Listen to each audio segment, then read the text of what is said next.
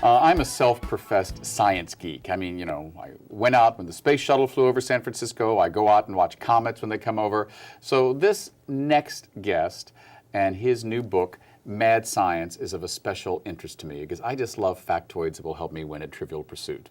Welcome, Randy Alfred. Thank you, David. This will help you win at Trivial Pursuit. Well, you know, and Jeopardy. And Jeopardy. It makes me think of a couple of other books I heard of recently. One was called 1,941 Things You Wanted to Know About Pearl Harbor.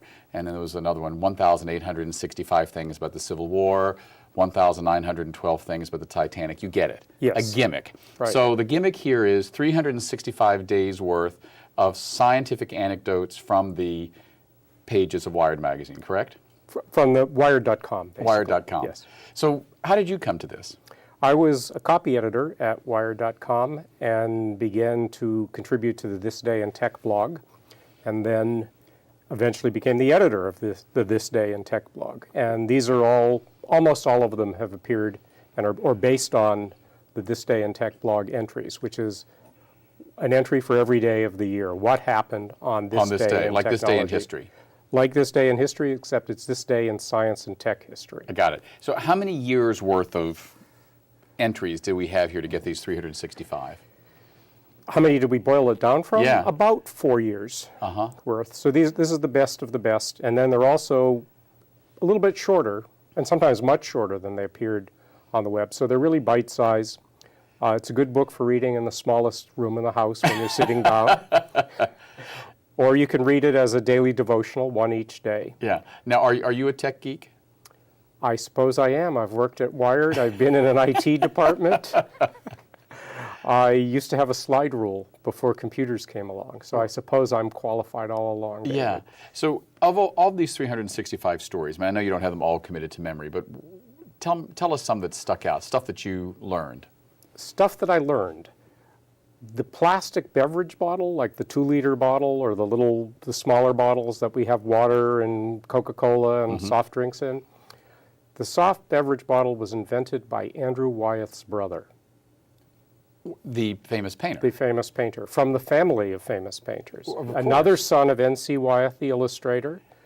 And Andrew Wyeth has a brother and a sister who are painters, and a nephew who's a musician, and a child, one of his, I think a son who's a painter. So it's a whole family that's very, very distinguished. So does the Wyeth family still earn money from the invention of plastic bottles? I don't think so. I think he was working for a corporation. Probably, you could look it up sometime in October. I don't have the book committed to memory, but I think it was DuPont that he was working for. Right. And some others?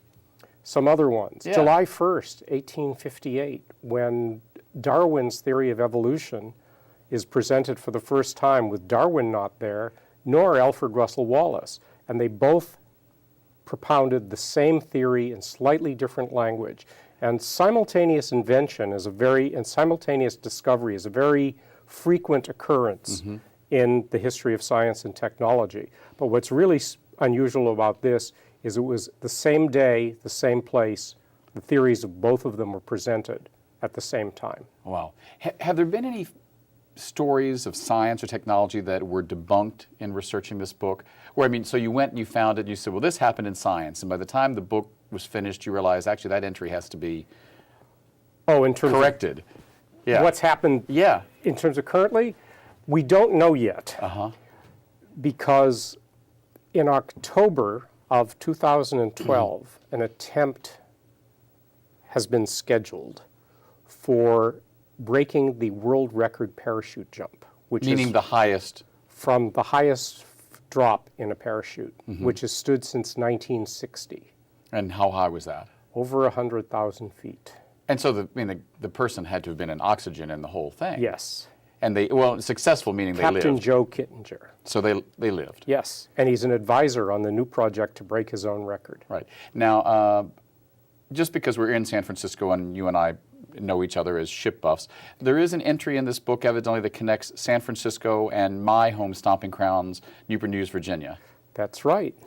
And it has to do with San Francisco has the first landing of an airplane on board a ship in January of, you remember the year better than 1911. 1911. I don't remember the year, but Which yeah. you have to think of, that's only 8 years after the Wright brothers. That's right.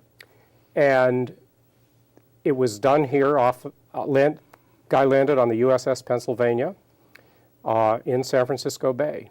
And a few months before, or just the month before, he had done the first takeoff from the deck of a ship. And they had literally built a long platform on the deck of a battleship. It was an old battleship and built a piece of wood Built out. a piece of wood on it. I've always thought that story was interesting. I mean, being kind of a ship and science geek, they got the takeoff right, and it's as if they realized, oh, I guess for this to be useful, we've got to bring the plane back. So they did that later. Sure, but that happens much later. I mean, people were able to send rockets up much before they were able to bring rockets down gently enough or find a way for re-entry for astronauts.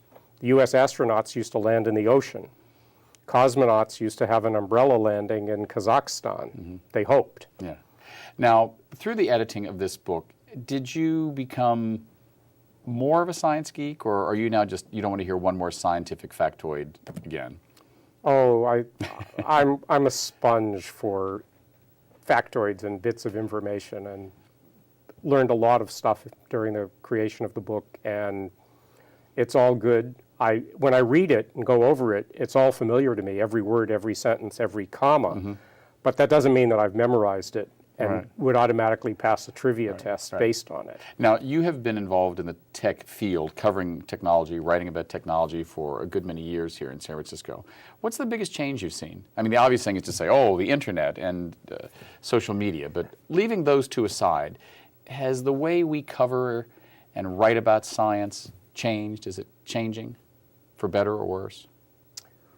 I think the high end is probably improving, in that people who want the real technical details. So when you say the high end, you mean the people who actually build rockets and make No, I mean the things high end of people who are trying to understand what's going on in science. So that nowadays, if you read something in the newspaper and you want to know more about the technical part, you can go to the newspaper article and click through the links, or you can go search on Google, and you can find the actual scientific papers online. So there's been a democratization, and if you can understand the scientific literature, which often requires a high degree of technical knowledge, it's there for you to look at. On the other hand, I think we've probably lost a generation of the opportunity to train students in mathematics and science and what are called the STEM courses now, science, technology, engineering, and mathematics, which is not really a logical order for them, except it creates a short word that everybody can remember. Right. How has, you said we've lost a generation. Why? Well, there hasn't been a commitment to teaching people and to motivating them. And From who? The national government, from science, from whom? all of those. No, I don't think it's from science, but our educational system places us, we're way, way low in teaching those courses relative to the rest of the world. The proportion of our PhDs who are in those areas is very low. It's something that's like less than 10% a year. In China, it's like 30% a year. Yeah, what is it? I mean, I remember when the Space Shuttle Endeavour was piggybacking the other day on the 747 on its farewell tour, and literally it flew over my house. And I was just as giddy and schoolboyish as I was when the shuttle took off, however many gazillion years ago it was. And as I watched it, sail down the peninsula, I thought, how is it that the United States built and now is losing this thing? It made me kind of sad that we're not building these things. Well, I'm not sure what we should be building, and I sort of am in favor of retiring the shuttles. I mean, because imagine driving a 30-year-old car in space. I mean, the shuttle technology has lasted a long time and is very worthy of technological praise. But we're really past that now. And also, it's so much less expensive for the time being to send up robots, which can get more information, do more things, and be as easily controlled, and which we don't have to put as many safety systems in it, because it's one thing to lose a machine, of course, and another thing to lose not just a person, but they tend to, unfortunately, to get wiped out an entire crew at a time, which happened twice with the shuttle, once in the Apollo. These are stories that are in the book, by the way, including just how inexpensive the shuttle was supposed to be and didn't quite wind up being so inexpensive, and we didn't get to the point of being able to launch one every 6 weeks. As they originally thought about. Yes. Although I did find it was interesting. I mean, you say the shuttle design is kind of old and whatnot. It rode out here on a 747 that came off the assembly line in the 70s, which I thought was pretty fascinating. That design hasn't changed much. So it's a little bit of what's old is new. You'll also again. find the story of the first jumbo jets in the book, and of the shuttle, and of Apollo. And the interesting thing, for instance, on Apollo 13, we were looking for a different angle. Other than the movie with Tom Hanks. Our angle isn't, in the book, is not, Houston, we have a problem. It's Houston, we no longer have a problem. And has a discussion of system by system of how those brilliant engineers in Houston figured out how to get the shuttle back safe. I mean the Apollo 13 back safely, with all of the astronauts on board. And it involved, at one point, duct tape and cardboard. Exactly, there's duct tape and cardboard. Now, even though you say we've lost a generation, do you, and people talk about, oh, China does this, and other countries do this, India does this. Do you think the United States is still churning out the best scientific inventions in the world? In terms of designing them, yes, probably, because we have one of the biggest markets, and we have the biggest marketing mechanism in Madison Avenue and so forth. But we're not really making those. They're made in China, or some of them in the Philippines, or Bangladesh, or Indonesia, in terms of where they're actually manufactured. Right. So does that damage the U.S.'s reputation as a scientific leader, the fact that we invent, what is it, Trenton, New Jersey's old motto, we make, the world takes? So in the United States, it's we think, the world, someone else, China creates? I mean, I'm not sure, but things are certainly changing. And in the long run, we had better do something about our educational system. I mean, one of the things I would like this book to help is to make students realize that, hey, there's a lot of fun in this. It's not all dry equations, or even that equations aren't so dry after all. Well, it's like the Bay Area Science Festival. It says its idea was to make science and technology STEM classes as much fun as sports.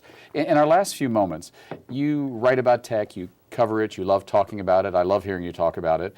What do you think is next? And I know if you knew what was next, you'd be a gazillionaire. But from covering it, what's the next thing you think that's going to catch us as a population off guard, technology-wise?